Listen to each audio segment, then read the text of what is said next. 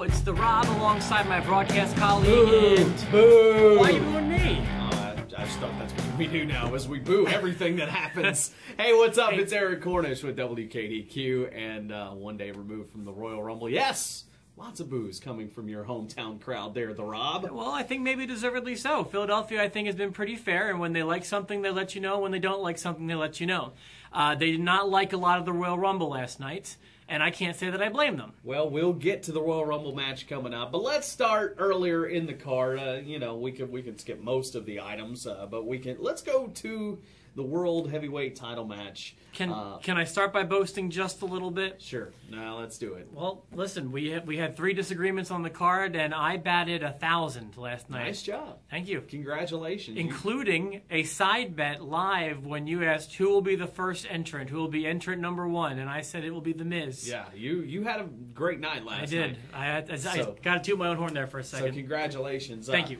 I will say the WWE World Heavyweight Championship match, phenomenal match. I will say that. Before we get into all the other junk, I mean, that match was so good, and I don't even like triple threat matches. I'm not a big fan of them. I think it requires extra long selling, which we saw last night, but it was so believable. So many of the smart people in the room with us last night were doubting that Brock Lesnar was selling and thought he was really hurt. Correct. Yeah, I was one of those people too. I didn't know, and it didn't seem like a Brock move to lay out there if you weren't hurt. That's not how the Beast has been booked typically. Right. I loved the match from start to finish. That was the match it needed to be. I thought everyone looked strong. Nobody looked too weak. If anybody came off looking weak, it may have been the champ, but everyone got it over in that match, and it was good. And I think Rollins needed a big. My goodness. Yeah. That was a made moment for that guy. Mm-hmm. That match made his career. He came off looking so good in that, even in the loss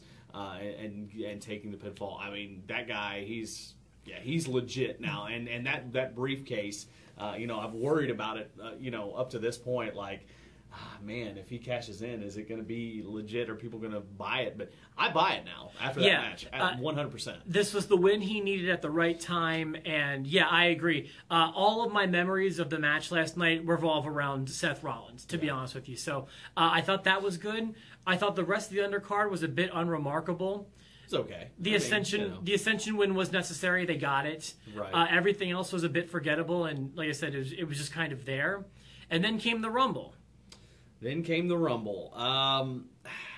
So coming off of it, originally I thought everybody's being a little too harsh on this, but we said, I mean, how long ago did I say, if they move forward with Roman Reigns, he will be the Batista of this year, and that's exactly what happened last night. The crowd turned on him, but it was all starting with one thing, and that was the way that Daniel Bryan was booked in this match. And then everything else kind of went downhill from there. Well, that was the big problem. I would say the Rumble in general was terribly booked, starting with Daniel Bryan. Yeah. I totally get him not winning it. I'm okay with that. But he should have been in there much longer, if not till the end. Well, and I will say, and things started to change a little bit. I read an article or a review by Mike Killiam over at WrestleZone.com, and Mike had some really good points, because he's talking about the fact that even when it started, the whole Bubba Ray Dudley surprise from the beginning was great. A legit surprise. The DDP surprise was like, okay, yeah, he's there, whatever, it's a nice little surprise. Didn't look good either. No, he got blown up. I mean, he needs to do some yoga. Yeah, he should really try this DDP yoga. But I'm not even joking. He's almost 60 years old. Well, he looked fine, but yeah, he blew up really fast. Yes, he did. Then you had, the Boogeyman, which I get where they were going with Boogeyman and Bray Wyatt, but it really made Bray look kind of silly, going in against the Boogeyman, who is a silly character and not so much a scary one. So that was a problem. And then I'm not sure if the cue was off, if Bray did his promo one guy too early. Right. Because the more I thought about it, it's he made his challenge and out comes Zack Ryder, and you think, well, maybe Zack's going to have something here, and he was just another one of those guys. So, yeah, I don't know what happened there. I thought the other big problem besides Daniel Bryan was, I almost feel like this was a botch. The bell rang too early. Right. And I don't think that it was supposed to ring. I think that maybe the timekeeper got a little trigger happy because Rusev was still in the match, and I think they wanted Rock to come out before the bell rang. Yeah, I agree. But he came out after the bell rang. So you had that, and with Bryan going out the way he did, like I don't care if he was eliminated, let him be eliminated, but let it be the authority screwing him over. Because and a lot of these guys, should have been screwed over, but it wasn't so much. I mean, until J&J came in toward the end and tried to screw everybody over, but it was the Big Show and Kane just making all of these top stars look really pathetic. I mean, from Ambrose to even Bray Wyatt, who had an awesome performance, they just kind of tossed him out. And there goes Ryback, and here goes Dolph and Daniel Bryan, all these guys. I mean, and Daniel got thrown out by Bray Wyatt, so... the look on his face makes me think that they're going somewhere with it, but it still wasn't right for him. But it was so, like I said, unremarkable. It didn't stand out at all. It was like the way Ryder got eliminated. And then how about Rusev? Like I don't understand that part. Like I understand him having a good performance. I understand him going down to the last two with Roman Reigns. But what I don't understand was him hiding under the ring, because that's not a Rusev thing to do. Agreed. And if that was going on, like, what? And if you're going to go I don't get it. I don't get that. If you're going to go the hiding under the ring road, maybe he should have won. You know, you're right. It wasn't the way Rusev would have worked. But again, in so many ways, here is Roman Reigns, who just unfortunately, because he's not a bad wrestler. He could improve on his mic skills. He's got a great look. All that, like we said, he's just missing one or two things. But no fault of his own, all of a sudden becomes this mega heel, so to speak. And then people are cheering Rusev, which is exactly what happened last year to Roman Reigns when it was Batista. So, Rusev, good luck next year when they push you to the moon, buddy. That's all okay. Well, where do we go from here? Does he win the title at WrestleMania? I'm telling you right now, he does not deserve to yet. And I'm not saying I don't hate Roman Reigns. I don't think he deserves to. I tell you who deserves that title right now, deserves that WrestleMania moment, and it's not Daniel Bryan. That is Seth Rollins. Many other choices. I think both Shield members are better choices than Roman Reigns. Yeah, but he will. I think he will win the title at WrestleMania, and he'll have a lackluster run. It's a run on par with what we've been getting from him lately. Well, I mean, and the audience has changed. The plans for WrestleMania before. Might he not even make it there? I don't know. Or does he make it there? Does he win the belt? And does Rollins cash in?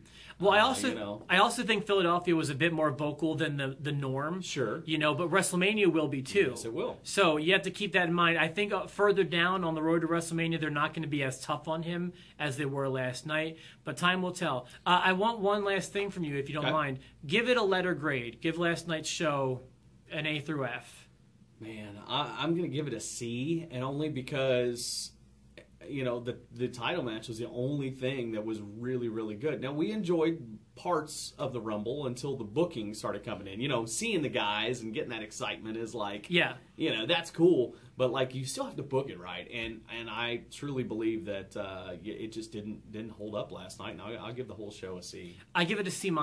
I feel like there was one great match, and the title match was great. But the rest of the show was poor or forgettable. The Rumble was bad. Like, I feel like that will be one of the worst Rumbles, of the 29 or 30 or however many there have been. The booking was just off. It was not written well. So I give it a C-. It was a fun night, but it wasn't a great show. Well, let's talk about some of the good things maybe coming out of this pay-per-view real quick. Does Bubba Ray hang around? No. Okay. Do you think? I think he does. I think he does. And I think what they need from him right now, I mean, look at that heel roster right now. It is so thin. And, I mean, you could definitely tell it in the Rumble itself. You've got Rusev and you've got Rollins, and you've got an aging Big Show and Kane. That's really all you got. He was such a great heel in TNA. I gotta think he's got one more run as a heel left in WWE. I don't think he's great at anything. I think he's good at some things. I didn't witness a lot of his heel stuff in TNA. Well, then you missed his best stuff ever. I guess so, but I think if they were going to let go of him in 2006 or whenever they did it, I don't think he's won a lot of people over since then in the company. Personally, okay. I haven't read anything. I don't know if there's plans for him in the future or not, but I don't see him sticking around. What's next for Daniel Bryan? I don't know. I mean, it's going to be a featured match at WrestleMania, but I don't know who with right now. What do you think? Yeah, it's going to have to be. But again, the way, they focused on him and his quest is over and everything. Maybe he's in for a heel turn, and maybe it's one of those, if you can't beat him, join him for the Authority. And I would be cool with that because Daniel Bryan's a phenomenal heel. Yeah. But really, like I said, the heels are the problems right now. I mean, you could use a Dolph Ziggler or a Ryback turning, or at some point. I expect at least one of the people we just mentioned to cross over to that side tonight. At least I hope.